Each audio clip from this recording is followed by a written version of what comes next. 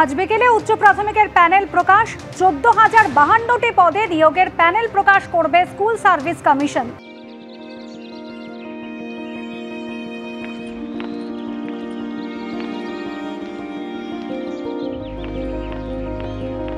কৃষ্ণেন্দু অধিকারী আমাদের প্রতিনিধি রয়েছেন আমাদের সঙ্গে টেলিফোন লাইনে। কৃষ্ণেন্দু, সুপ্রিম কোর্টের নির্দেশের পর নিয়োগে আর কোনো বাধা নেই, আজ প্যানেল প্রকাশিত হতে চলেছে। একদমই তাই, হাইকোর্ট নির্দেশ দিয়েছিল, সুপ্রিম কোর্ট সেই নিয়োগের কোনো বাধা রইল না সুপ্রিম কোর্টের কালকের নির্দেশের পর, এবং আজকেই বিকেল 5টার পর স্কুল সার্ভিস কমিশন সূত্রে যেটা খবর, এই মেধা তালিকা বা প্যানেল প্রকাশিত হবে 14,052টি শূন্য পদের জন্য, এবং 8 বছর পর এই প্যানেল প্রকাশিত হচ্ছে। এবং এই নয়, তিনবার প্যানেল প্রকাশিত হচ্ছে। দুবার ইতিমধ্যে প্যানেল প্রকাশিত হয়েছে, দুর্নীতির কারণে সেই প্যানেল বাতিল হয়েছে। তারপর আদালতের হস্তক্ষেপে তৃতীয়বার প্যানেল প্রকাশিত হচ্ছে আজকে। স্কুল সার্ভিস কমিশন যেটা জানাচ্ছে যে আজকে প্যানেল প্রকাশের পর পুজোর ছুটির আগেই কাউন্সিলিং এর একটা বিজ্ঞপ্তি দেওয়া হবে, এবং প্রথম 2-1টা বিষয়ের কাউন্সিলিং পুজোর আগেই হতে পারে।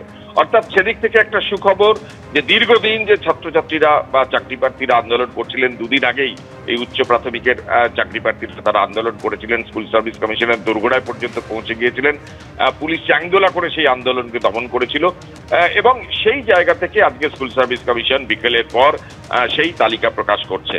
2014 সালে বিজ্ঞপ্তি প্রথম বেরিয়েছিল, 15 সালে আগস্ট মাসে পরীক্ষা হয়েছিল, 2016 সালের নিয়োগের বিজ্ঞপ্তি, এবং সেক্ষেত্রে প্রায় 8 বছর পর কোনো একটা নিয়োগের প্যানেল প্রকাশিত হচ্ছে, তাও আবার আদালতের হস্তক্ষেপে, দুবার সেই প্যানেল বাতিল হওয়ার পর। সেক্ষেত্রে চাকরি প্রার্থীদের ক্ষেত্রে এই যে নানা দুর্নীতির অভিযোগ উঠছে, দুর্নীতির তদন্ত চলছে, দীর্ঘদিন ধরে কোনো নিয়োগ হচ্ছে না, সেক্ষেত্রে চাকরি প্রার্থীদের ক্ষেত্রে একটা সুখবর, বিকেলের পর সেই তালিকা প্রকাশ হবে এবং কাউন্সিলিং হবে পুজোর আগে। ধন্যবাদ কৃষ্ণেন্দু। আগে দুবার মেধা তালিকা প্রকাশিত হয়েছিল, দুর্নীতির অভিযোগে বাতিল হয়। হাইকোর্টের নির্দেশে তৃতীয়বার তালিকা প্রকাশ করতে চলেছে এসএসসি। পুজোর ছুটির আগেই কাউন্সিলিং এর বিজ্ঞপ্তি, কমিশন সূত্রে এমনই খবর। বিকেলের মধ্যে উচ্চ প্রাথমিকের প্যানেল প্রকাশ। 14,052টি পদে নিয়োগের প্যানেল প্রকাশ করতে চলেছে স্কুল সার্ভিস কমিশন। রাজ্যে বন্যা পরিস্থিতি নিয়ে বিস্ফোরক অভিযোগ করলেন রাজ্য বিজেপি সভাপতি সুকান্ত মজুমদার। ডিভিসির জলে নয়, বন্যা পরিস্থিতি তৈরি হয়েছে মুখ্যমন্ত্রীর নির্দেশে রাজ্যের বাঁধ থেকে ছাড়া জলে। এর আগেও নবান্ন থেকে যে মেমো ইস্যু করা হয়েছিল, যেখানে একেবারে নির্দেশ দেওয়া হয়েছিল আগাম, সেই মেমো কিন্তু ইতিমধ্যেই সোশ্যাল মিডিয়ায় প্রকাশ্যে এনেছিলেন বিজেপির রাজ্য সভাপতি সুকান্ত মজুমদার। ডিভিসির জল ছাড়া নিয়ে আগেই 8 জেলাকে সতর্ক করেছিল নবান্ন। 17ই সেপ্টেম্বর সেই মেমো ইস্যু হয়েছিল, এমনটাই সোশ্যাল মিডিয়ায় পোস্ট করে জানিয়েছেন সুকান্ত মজুমদার।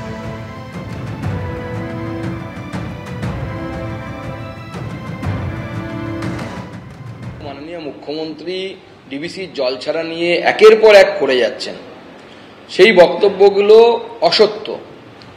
উনি এতদিন পরে প্রধানমন্ত্রীকে চিঠি দিয়ে জানাচ্ছেন যে উনি নাকি কিছুই জানতেন না, বা পশ্চিমবঙ্গ রাজ্য সরকারকে নাকি কিছুই জানানো হয়নি ডিভিসির জল ছাড়া প্রকল্পে, জল ছাড়া নিয়ে।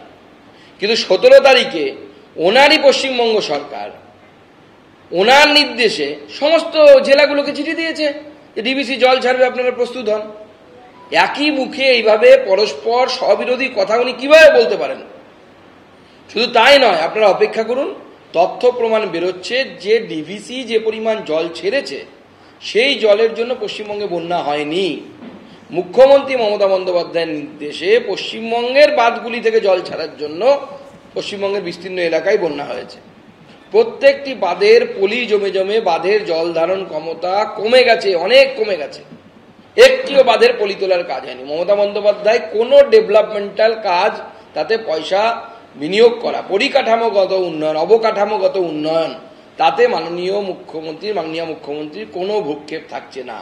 এই জন্য লোকের ঘাড়ে তিনি দোষ চাপিয়ে বাঁচার চেষ্টা করছেন। আর এখন গোটা বন্যা পরিস্থিতিটাকে উনি নাট্যমঞ্চে পরিণত করেছেন, যাতে আরজি কর থেকে মানুষের লক্ষ্যটা বা মানুষের যে ধ্যান, সেই ধ্যানটা যেন বন্যার দিকে চলে যায়, বন্যা পরিস্থিতিকে চলে যায়, এবং কেন্দ্র রাজ্যে একটা টাসেল তৈরি করে দেওয়ার চেষ্টা করা হচ্ছে।